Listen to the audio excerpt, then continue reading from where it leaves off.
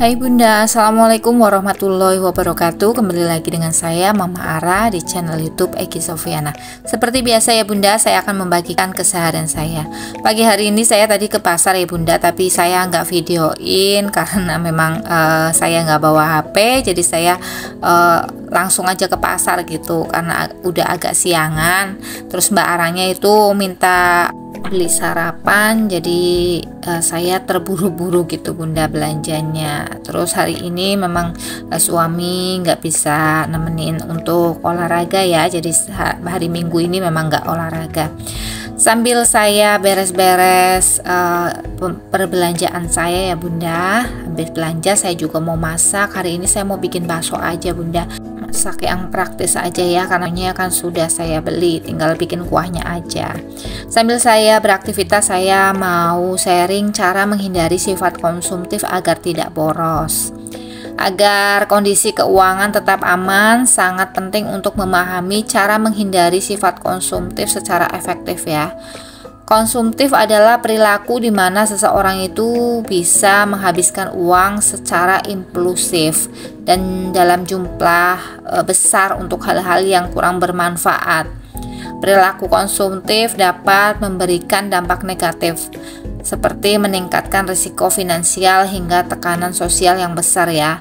Pada dasarnya, mengatasi sifat konsumtif memerlukan kesadaran akan kebiasaan belanja, perencanaan keuangan yang baik, serta kemampuan untuk membedakan kebutuhan dan keinginan. Nah, berikut ada beberapa cara menghindari sifat konsumtif. Yang pertama, memahami penyebab sifat konsumtif. Pertama, kita harus tahu apa akar permasalahan yang memicu munculnya sifat konsumtif. Seringkali perilaku ini disebabkan oleh beberapa hal, seperti tekanan sosial, tergiur iklan, dan merasa emosional ketika membeli sesuatu. Dengan mengetahui penyebabnya, maka kita bisa mengatasi sebagian besar masalah yang diakibatkan oleh perilaku konsumtif.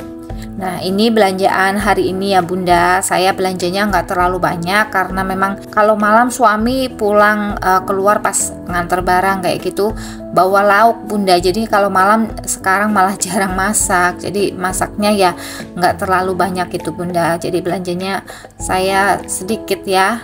Paling kalau kita misalnya habis telur gitu baru saya beli lagi kayak gitu Bunda. Jadi sekarang belanjanya nggak terlalu banyak seperti pas bulan puasa ya. Kalau bulan puasa itu belanjaannya itu banyak karena memang masak untuk buka dan sahur ya, jadi 2 kali. Saya kalau pagi juga masaknya nggak terlalu banyak, siang juga nggak terlalu banyak, terus malam suami kadang pas habis keluar gitu bawa lauk matang gitu Bunda, jadi saya nggak masak kalau malamnya.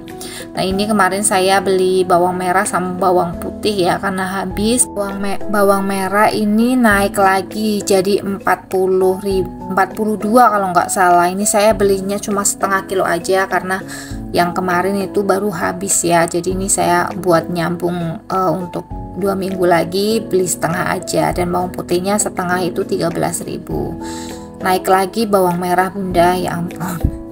Ya tapi kita tetap belinya ya karena butuh gitu Bunda. Saya lanjut, yang kedua, menentukan prioritas antara kebutuhan dan keinginan. Cara menghindari sifat konsumtif adalah menetapkan prioritas antara kebutuhan dan keinginan. Maka dari itu, kita harus bisa membedakan apa saja barang atau layanan untuk keperluan sehari-hari dan yang hanya diinginkan demi memenuhi kebutuhan sesaat. Dengan begitu kita bisa lebih bijak dalam melakukan pengeluaran ya Bunda. Jadi kita tahu mana keinginan dan mana kebutuhan. Yang ketiga, membuat anggaran keuangan yang cermat. Salah satu cara menghindari dari sifat konsumtif adalah membuat anggaran keuangan bulanan dengan cermat.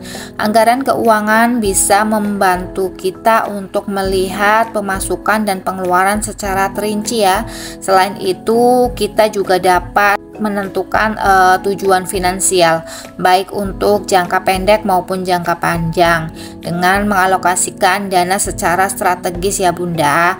Saya sering sekali bilang buat anggaran keuangan ya, biar nanti kita tahu uang kita keluar masuknya ya untuk apa aja, jadi kita bisa untuk mengoreksinya setiap harinya ya Bunda. Kemudian yang keempat, menantang diri untuk membatasi pengeluaran. Tips hemat berikut adalah dengan menetapkan tantangan untuk membatasi pengeluaran.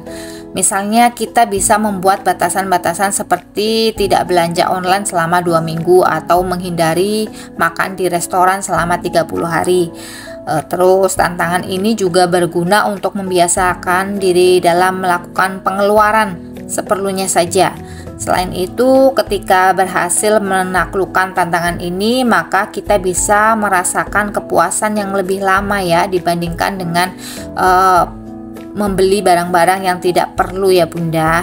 Jadi coba tantang diri kita ya Bunda, kita bisa nggak ini kalau kita itu nggak jajan selama 30 hari atau makan di restoran, bisa nggak gitu ya Bunda. Paling nggak ya kita mengurangi lah ya Bunda. Kalau nggak mungkin sih kalau 30 hari itu nggak jajan, tidak mungkin ya Bunda. Saya juga seperti itu. Setidaknya kita itu bisa membatasi tidak 30 hari full makan di luar atau di restoran atau bahkan jajan kayak gitu Bunda.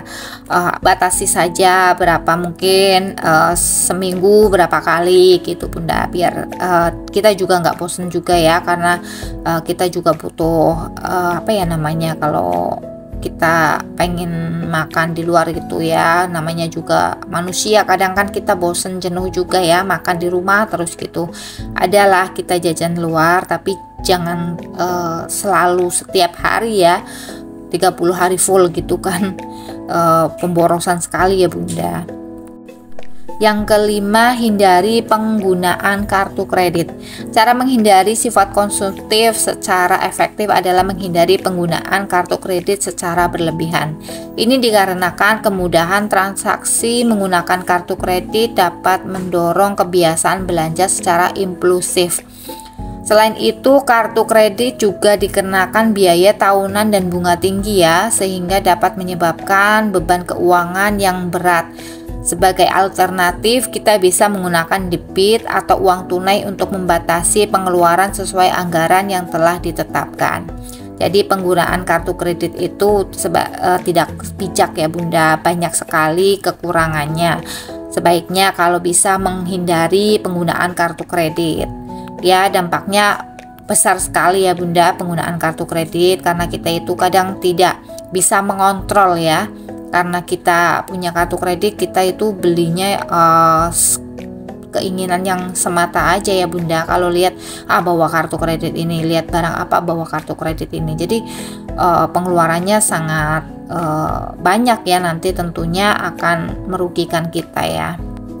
Yang keenam, tidak tergiur dengan gaya hidup orang lain. Seringkali seseorang itu membandingkan diri sendiri dengan orang lain ya, sehingga memicu perilaku konsumtif seperti mengikuti tren yang dilakukan oleh teman-teman kita atau bahkan public figure ya.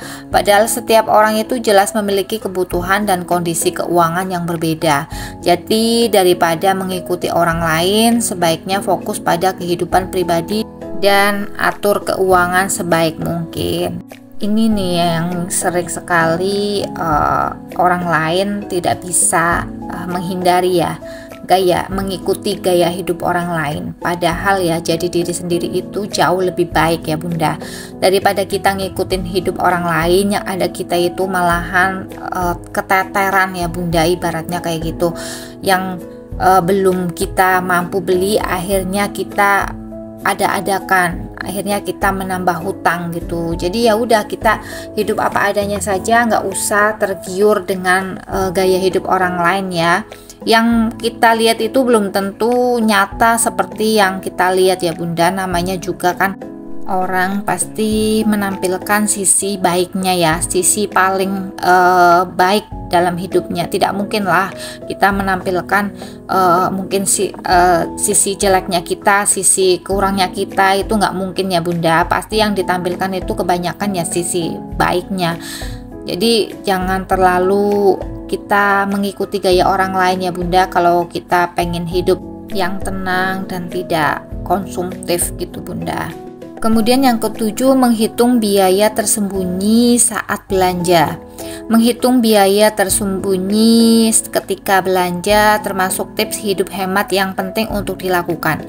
Biaya tersembunyi mencakup sejumlah faktor yang bisa saja tidak terlihat saat pertama kali belanja, seperti misalnya ongkos kirim, biaya perawatan, pajak, asuransi.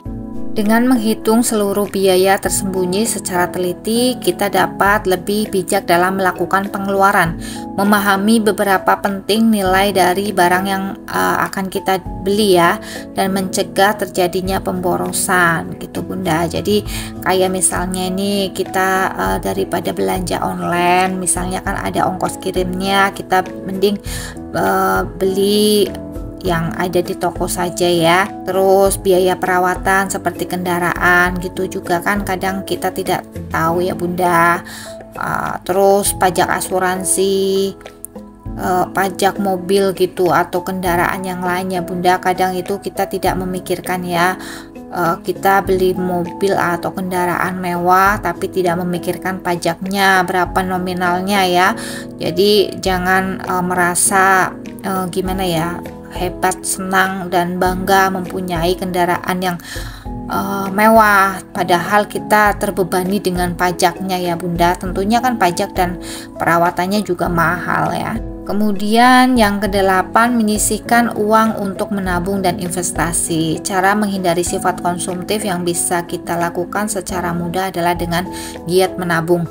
Membiasakan diri untuk menabung dapat membantu kita dalam melakukan perlindungan finansial untuk masa depan. Salah satunya yaitu dana darurat. Selain menabung, kita juga bisa menyisihkan uang untuk investasi.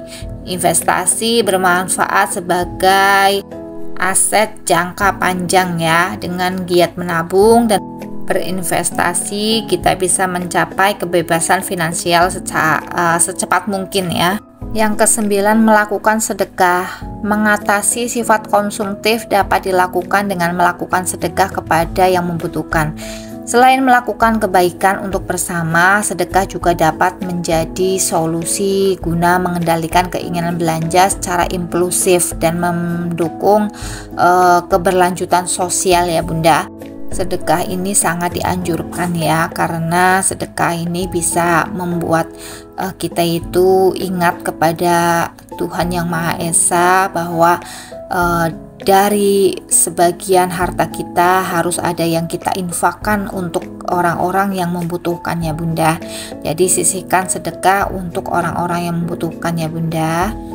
Kemudian yang terakhir, rutin mengevaluasi aktivitas keuangan. Terakhir, cara menghindari sifat konsumtif secara efektif adalah melakukan evaluasi aktif keuangan secara berkala.